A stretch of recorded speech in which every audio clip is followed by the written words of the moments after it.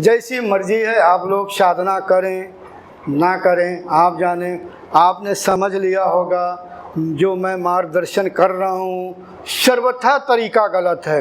आप लोगों को साधना में आगे बढ़ा रहा हूँ, कर्मों को नहीं भोगने देता हूँ, प्रकृति के नियमों का उल्लंघन है। मैं अपराधी जैसा हूँ, मुझे कहा भी गया, यही अटल सत्य है। फिर भी जीवों के कल्याण करने के लिए आप लोगों की गंध मैं धारण करता हूँ, सिर्फ इसलिए कल्याण हो जाए। लेकिन फिर भी हमारे ही साधक या जो भी साधक हैं, फिर भी मुफ्त में मिल जाए बढ़िया है, क्यों हम मेहनत करें। तो भैया ठीक है, कब तक मुफ्त में मिलेगा, हम भी अपनी धर्मशाला समेट रहे हैं। करो जो मर्जी है, संसार में जीना चाहते तो संसार में जियो, फिर उसी में गोते लगाना चाहते हो तो गोते लगाओ।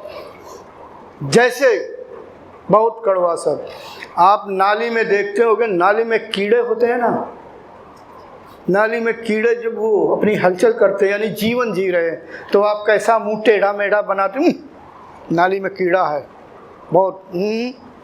ठीक इसी तरह योगी पुरुष, जो सिद्ध पुरुष होते, जो संसार में लिप्त होता है, ऐसा ही सोचता है।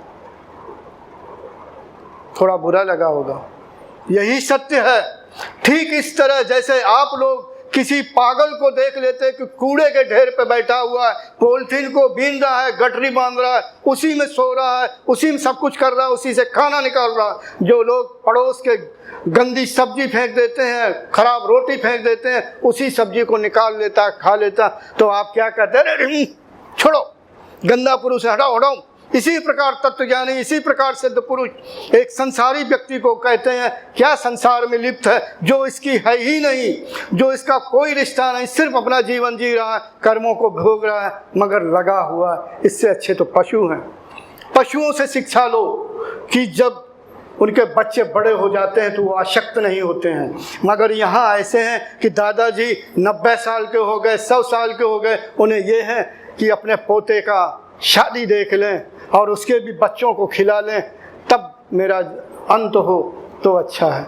वो यानी कहने को बेटे से प्रेम नहीं करेंगे, पोते की बाजू पकड़े रहेंगे और उसे छोड़ेंगे नहीं, इतने आ सकते हैं। ईश्वर से इच्छा नहीं करते कि हमारा अंतिम समय आ गया, हम ईश्वर की इच्छा करें, ईश्वर को याद करें, पोते को पकड़े हुए हैं और कुछ दिन बाद तो फिर वैसे वही होना जो सभी का होना है। तो शायद को समय बिना गंवाए और फिर आपकी इच्छा है, ईश्वर को कभी ना भूलो, लगे रहो लगे रहो। अभी तक जो हुआ हुआ, छोड़ो पीछे का आपने क्या किया, मगर अब अगर समझ में आई हो, अगर इच्छा हो ईश्वर प्राप्ति का, ईश्वर प्राप्ति नहीं, अपने स्वरूप का, अपने स्वरूप में स्थित होने का, अपना आंतरिक विकास करने का, आप कोई साधारण नहीं है, आप निश्चय ही श्रेष्ठ हैं। जैसा कि हमने कहा कि एक समय योगी का ऐसा आता है कि अपरा प्रकृति से भी उसकी सीमाएं परे हो जाती हैं,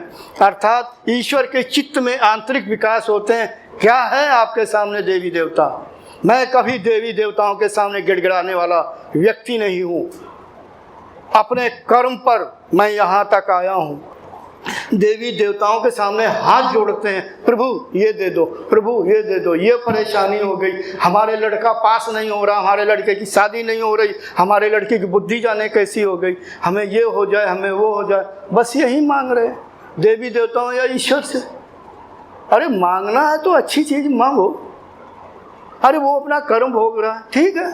अब आप लोग कुछ ये भी मन में कहेंगे इसके तो कोई नहीं है, हमारे लड़कों बच्चों के ऊपर आ रहा है।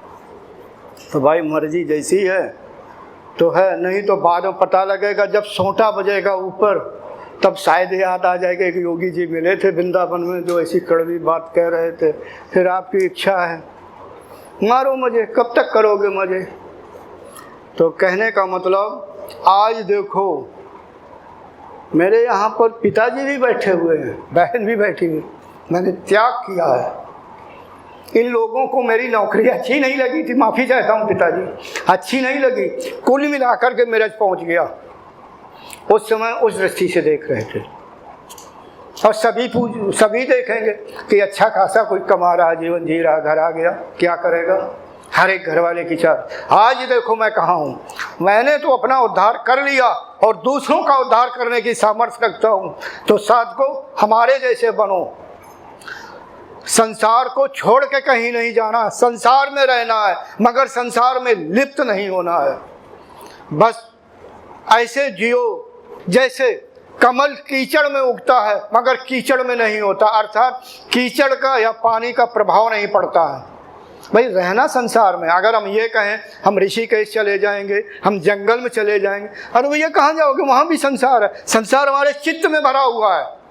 क्यों चित्त में? मतलब हमने तो आंख बंद की, ठीक है, हम हिमालय पर्वत के एवरेस्ट की चोटी पे बैठ गए, मान लो एक मिनट, लेकिन हमें क्या याद आ गया, हमारे यार परिवार वाले क्या करते होंगे पता नहीं, इससे अच्छा था हमारा यार दोस्त बहुत अच्छा था, हमारा दोस्त बहुत ख़राब था, हम वहाँ जीवन जी रहे थे। अरे भैया संसार अंदर भरा, सही बात, संसार कहीं भी जाओगे संसार को पाओगे, अर्थात संसार बुरा नहीं है, हमारी सोच बुरी है, हम सिर्फ सोच को चलो।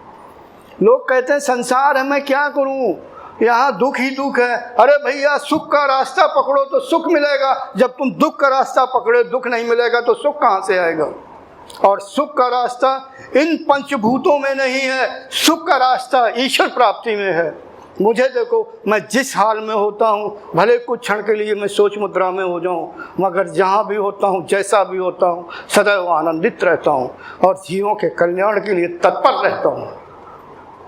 तो साधकों, फिर मैं कहूँगा, यही मैं आशा करता हूँ कि आप लोगों को शायद मेरी कुछ बातें अच्छी लगी हों तो ग्रहण कर लेना।